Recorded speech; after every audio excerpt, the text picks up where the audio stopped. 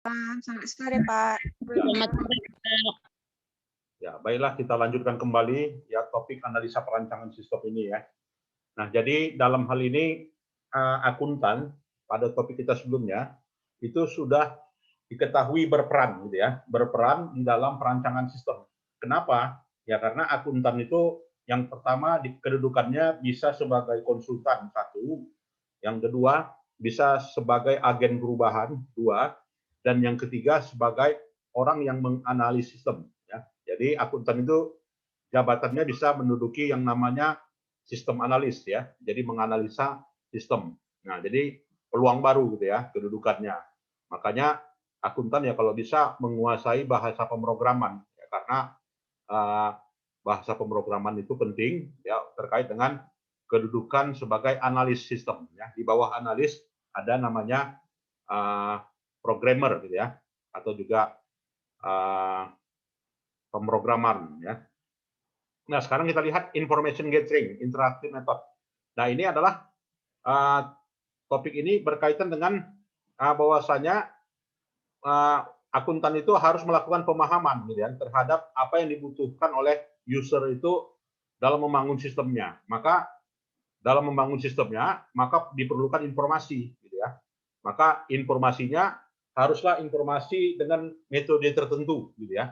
Jadi metode tertentu salah satu metodenya disebut dengan metode interaktif gitu ya. Jadi metode interaktif gunanya apa? Ya menggali informasi gitu ya, mendapatkan informasi ya secara eksplisit gitu ya. Dan juga memberikan masukannya kepada rancangan sistemnya.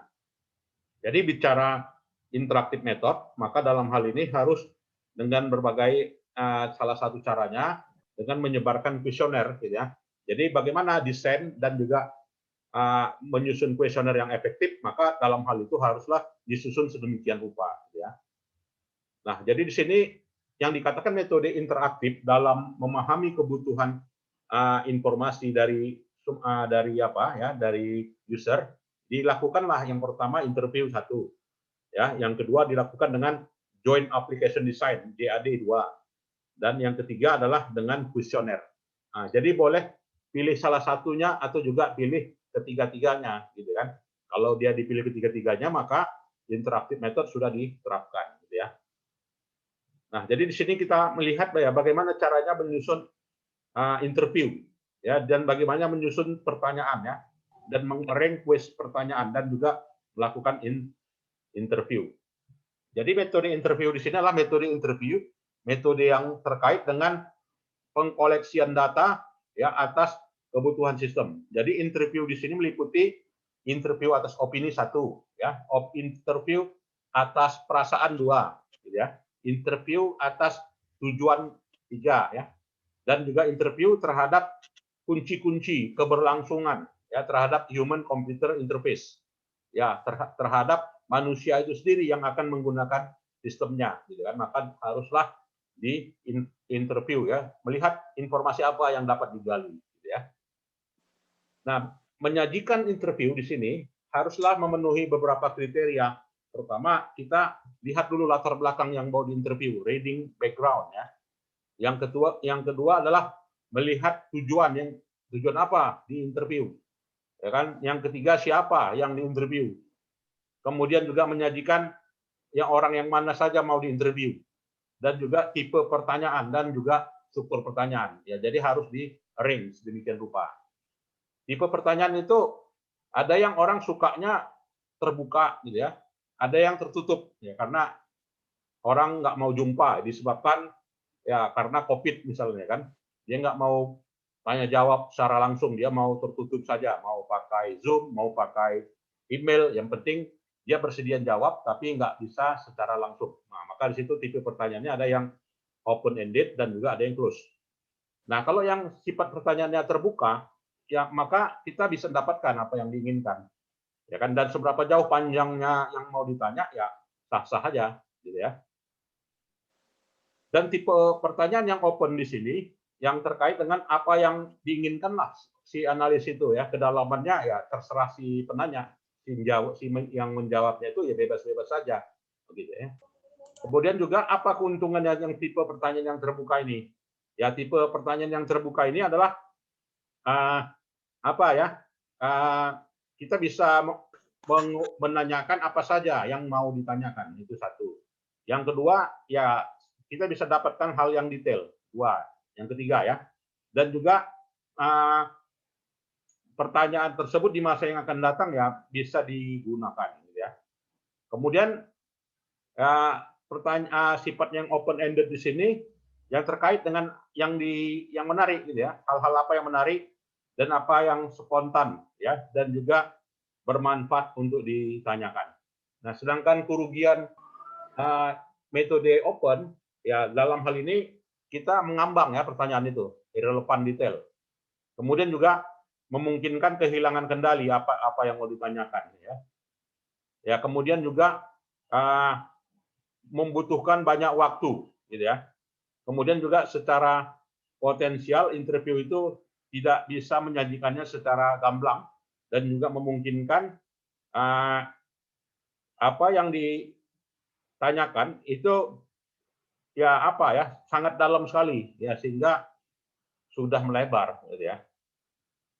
Nah, maka ada alternatif. Kalau kita tidak menginginkan pertanyaan yang terbuka, maka kita bisa melakukan pertanyaan yang tertutup ya, close ended, close interview question. Jadi close interview question di sini ya terbatas. Kenapa? Respondennya nggak bersedia mau ditanya lama gitu ya.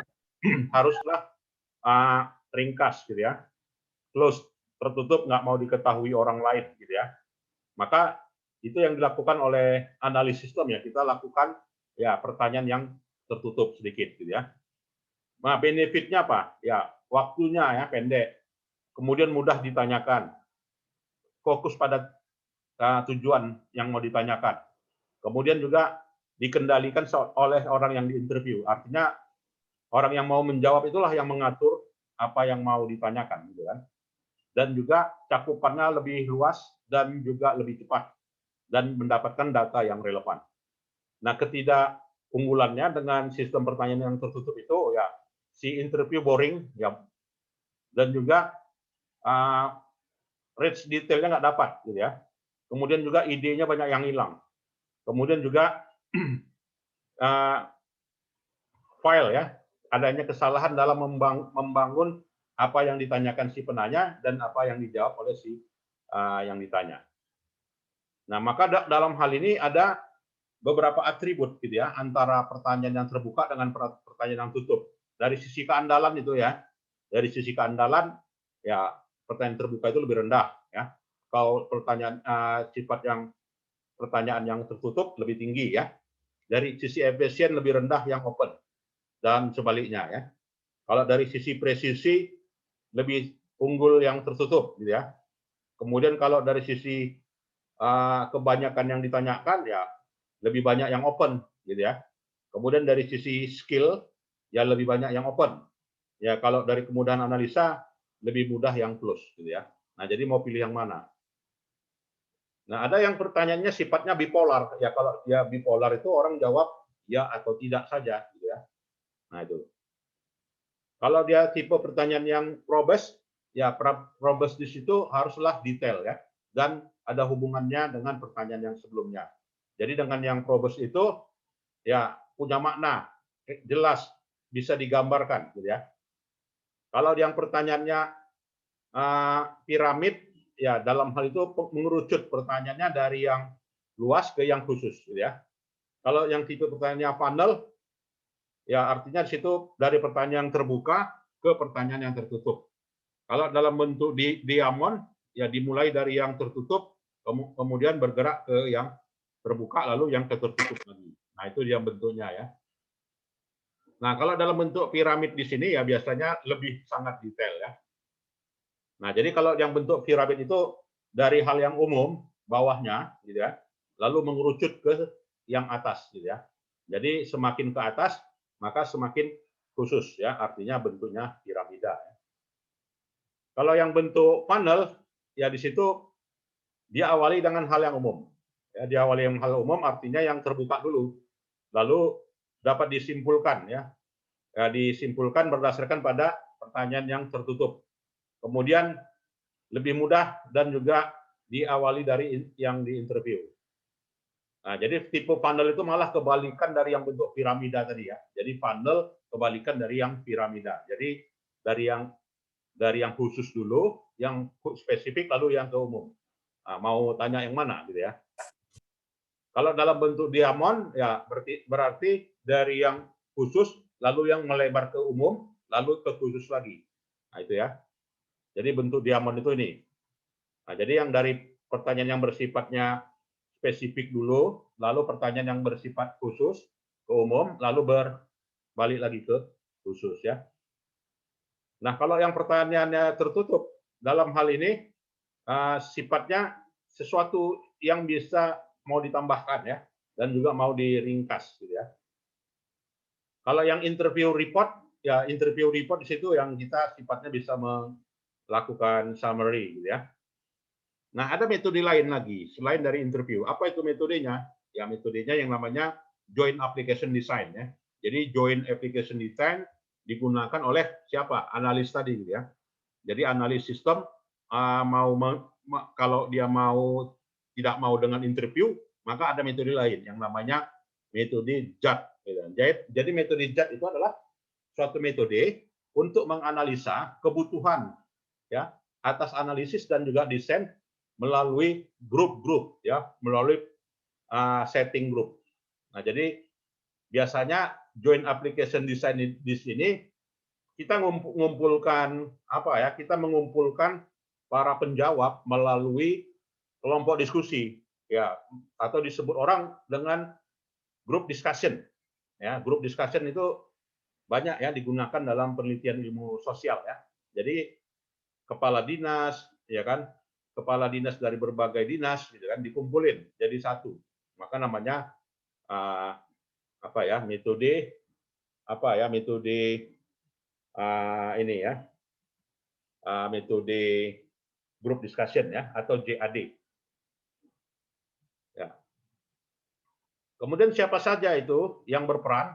Yang kalau kita misalkan JAD itu, ya mulai dari eksekutif sponsor ya, diundang ya, sistem analisnya diundang ya, kemudian juga usernya diundang, ya leadernya diundang, pengamatnya diundang, ya, kemudian juga si yang menarasikannya diundang, scribe ya.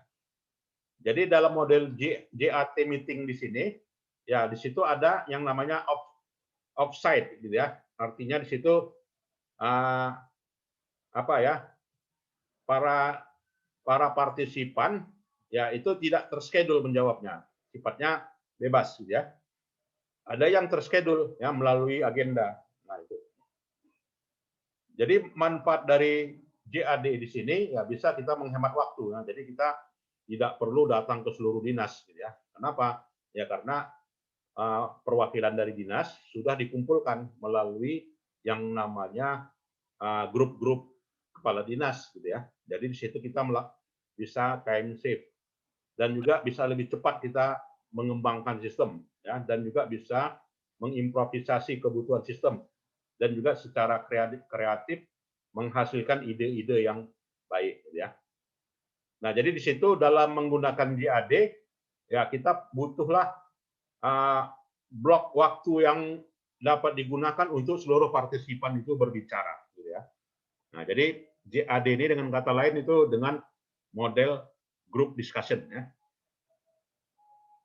Nah, kalau nggak mau menggunakan menggunakan interview dan juga kita nggak mau juga menggunakan kuesioner, ya kita nggak mau menggunakan JAD atau juga group discussion. Cara lain bisa nggak? Bisa dengan cara kuesioner. Nah, jadi dengan cara kuesioner, maka kebutuhan akan informasi terkait dengan sistem, maka kita akan dapatkan ya dengan kuesioner itu kita sifatnya menggali sikap orang ya, bagaimana sikap orang. Maka kita bisa kuesioner ya, kita sebar. Kepercayaan, perilaku, ya kan, karakteristik. Nah, bisa kita dapatkan dengan alat yang namanya kuesioner. Nah, jadi dalam membuat kuesioner di sini, ya itu member organisasi, ya, dan juga secara khusus ya menjelaskan apa yang dibutuhkan dan juga beberapa problem yang harus dipecahkan, ya. Nah, jadi tipe kuesioner pun sama tadi ya. dengan interview, ada yang terbuka, ada yang tertutup. Nah, mau pilih mana si analisnya? Ya kalau kalian misalkan jadi analis, ya saya kalau misalnya mau diterapkan sistem baru, saya lebih suka pertanyaan yang close gitu ya dibanding yang open. Karena tadi lebih banyak ya keuntungan dengan sistem close. Ya, hubungan antara sistem pertanyaan terbuka dan pertanyaan tertutup tadi, ya ini tadi. Jadi lebih bagus mana? Ya lebih bagus yang pertanyaan yang close ya, karena close itu dari sisi kecepatan cepat ya, kemudian dari sisi analisanya lebih mudah. Nah jadi bahasa kuesioner itu haruslah simple ya. Jadi kalau kalian pun mau nyusun skripsi, buat kuesioner itu nggak usah banyak-banyak pertanyaannya. Cukup satu variabel itu 3 pertanyaannya ya. Kemudian spesifik ya, khusus. Lebih pendek, kemudian juga tidak ada patron ya, kemudian bebas dari bias. Kemudian juga bisa apa ya? Bisa mengetahui apa saja yang mau didapatkan ya, dan juga secara teknis akurat ya, dan juga reading level to the responden ya. Nah, kalau kita kuesioner yang bisa skalanya ya skala nominal bisa, skala interval bisa, atau juga skala ordinal ya.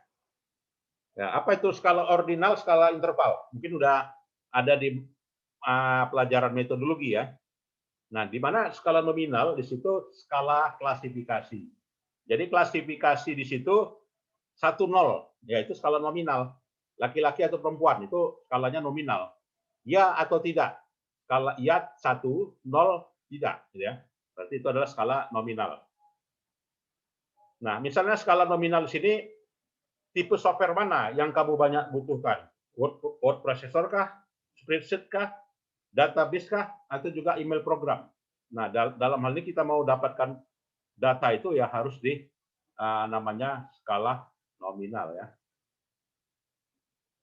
Nah, kalau skala interval, ya skala interval itu adalah ya apa ya? Tidak ada nilai absolut 0. Nah, jadi berkebalikan tadi dengan skala nominal ya. Kalau skala nominal ada 0 ya, tapi kalau skala interval tidak ada 0. Ya, artinya 1 itu tidak bermanfaat. 5 itu sangat bermanfaat, extremely useful katanya kan. Ya, maka kuesioner juga haruslah kita ukur ya, namanya validitas dan realitas. Apa itu validitas dan realitas? Ya, validitas ya terkait dengan pertanyaannya, ya bagaimana orang yang jawab itu? Yang jawab itu secara apa gitu ya? Dapat diandalkan. Dan juga validity. Valid ya artinya apa yang ditanyakan ya memang sesuai yang diukur gitu ya. Artinya kalau mau kita tanya kebutuhan nelayan misalnya, ya item butir pertanyaannya harus yang dibutuhkan nelayan, jangan pertanyaannya yang dibutuhkan petani, ya karena pasti tidak valid, ya. Jadi pertanyaan yang valid apabila sesuai dengan keadaan yang ada, ya. Degree, ya, to which question measure that analyst intend to the measure, ya. Nah dari problem ada juga ya ternyata problem penskalaan ini masalahnya adalah masalah central tendency, ya. Artinya central tendency di sini orang akan jawab netral, bisa aja banyak ya jawab netral, bisa nggak ke 5, bisa nggak ke 1 ya. Artinya jawabannya 3. Yang jelas kalau kita mau nyusun kuesioner ya penskalaan ini harus ada jawaban yang netral ya. Jadi tidak bisa kita jawabnya genap. Makanya skala itu ada ukurannya 1, 2, 3, 4, 5. Bukan 1, 2, 3, 4. Ya, kenapa harus ada 5? Artinya jawaban yang ganjil, ya karena kita memberikan kesempatan untuk orang menjawab netral. Nah, itu suatu masalah juga. Karena ya kalau dia netral gimana sih mau kita interpretasi? Orang jawabnya netral, gitu kan? Nah, itu masalah juga. Dan juga halo effect. Ya, halo effect semuanya jawabnya 5 gitu kan. Ya, jadi kalau semuanya jawabnya 5, ya artinya udah dipastikan arahnya jelas gitu ya. Jadi leniency di sini ya kita akan menghadapi masalah yang namanya rata-rata gitu ya. Tidak cenderung ke kiri dan juga tidak cenderung ke kanan ya. Jadi central tendency di sini terjadi ketika responden rata-rata menjawabnya 3, gitu ya. Maka di situ kita bingung ya, bingung menyimpulkan apa kalau orang jawabnya netral, gitu kan. Jadi halo effect di sini terkait dengan pertanyaan satu dengan pertanyaan ya sebelumnya ya. Nah, jadi dalam mendesain kuesioner ya haruslah secara apa ya, berdasarkan pada white space ya. Enggak, kita jawabannya haruslah positif ya. Enggak boleh menanyakan hal yang negatif. Misalnya, apakah tidak lebih baik? Nah, ada kata tidak. Berarti kalau tidak ada kata tidak, berarti kita jawabnya menggiring ke tidak netralan gitu ya. Jadi pertanyaan itu harus digiring pertanyaan yang positif question ya, jadi daripada yang negatif question. Nah, itu ya.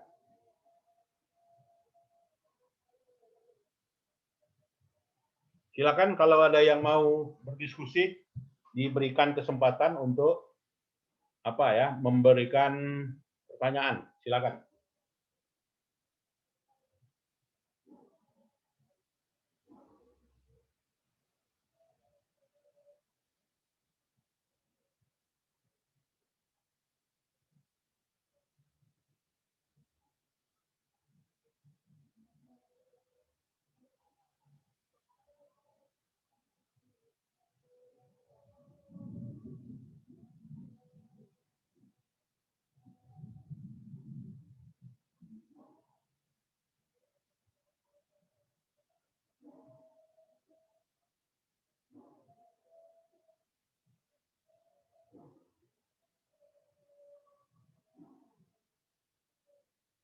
Ya, silakan ya.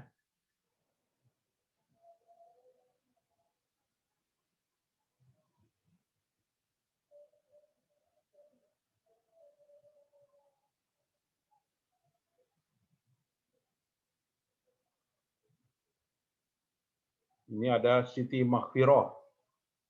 Ya, Siti Maghfirah, silakan. Kalau mau bertanya.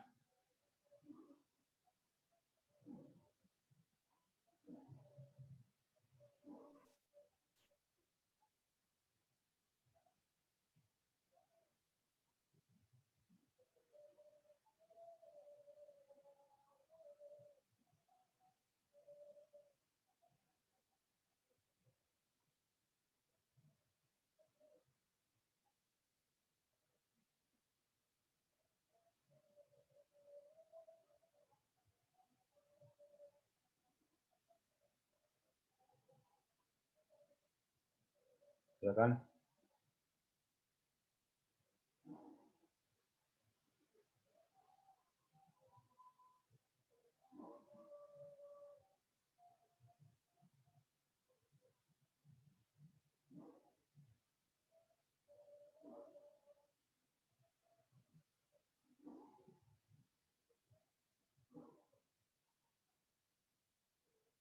Nah ya, jadi kita dalam menyusun pertanyaan itu dimulai dari pertanyaan yang paling penting dulu di depan ya. Ya, kemudian juga diawali ya setidaknya jangan diawali dengan pertanyaan yang kontroversi ya. Jadi yang kontroversi yang belakangan aja. Nah, itu ya. Nah, dalam mendesain suatu apa ya, suatu pertanyaan, kita bisa menggunakan web. Nah, tapi biasanya sekarang udah banyak ya model-model pertanyaan yang sudah disediakan mulai dari Google Web Form gitu ya. Atau juga melalui Survei Monkey. Nah, jadi nanti kalian bisa gunakan itu ya, desain-desain pertanyaan berbasis web. Semuanya apakah dia pakai textbook isiannya, apakah pakai checklist, ataukah pakai radio button ya, apakah pakai drop down atau juga pakai push button gitu ya. Jadi metode dalam mengadministrasi pertanyaan ini yang terkait dengan responden yaitu ya responden together at one time gitu ya, dan juga secara personally ya apa ya diadministratif lah pertanyaan tersebut.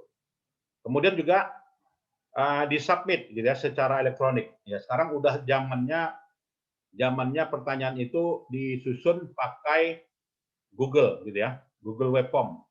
Nah jadi sudah pakai Google Web Form nggak repot-repot lagi kita bertanyanya ya dengan ya fotokopi kuesioner. Nah, orang udah malas kan mau ngisi-ngisi. Ya kalau bisa udah main WA ya, artinya dengan Google Web Form. Ya, kalian juga harus biasakan buat kuesioner, ya mohon diisi dengan pertanyaan itu. Misalkan diiming-imingi hadiah. Kalau Bapak mengisi 50 orang yang mengisi cepat, akan dikirimkan pulsa, gitu kan. Jadi 50 orang mau ngisi, dikirim pulsanya 20.000, gitu kan, ke nomornya. Ya, misalnya. Nah, itu salah satu cara mau kita menggait orang menarik untuk menjawab pertanyaan ya. Nah, itulah ya yang bisa kita simpulkan dari topik kita ini. Jadi seorang analis sistem apabila kita ingin menggali informasi terkait dengan kebutuhan sistem gitu ya, maka bisa dilakukan melalui 3 cara, yaitu caranya dengan interview, caranya dengan joint application design, dan caranya dengan kuesioner ya. Nah, inilah yang bisa kita simpulkan dari perkuliahan ini. Silakan kalau ada yang mau berdiskusi. Ada? Ya, kalau tidak ada, ya saya kira itu sajalah ya perkuliahan kita di sore hari ini. Jadi nanti minggu depan kita lanjutkan kembali ya. Silakan, ada yang mau bertanya?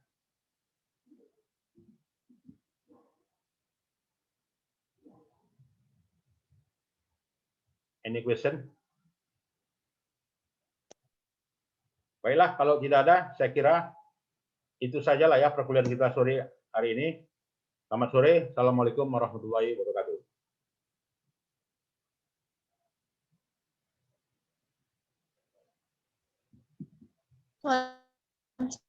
Ya, boleh. Waalaikumsalam warahmatullahi wabarakatuh. Selamat sore, Pak.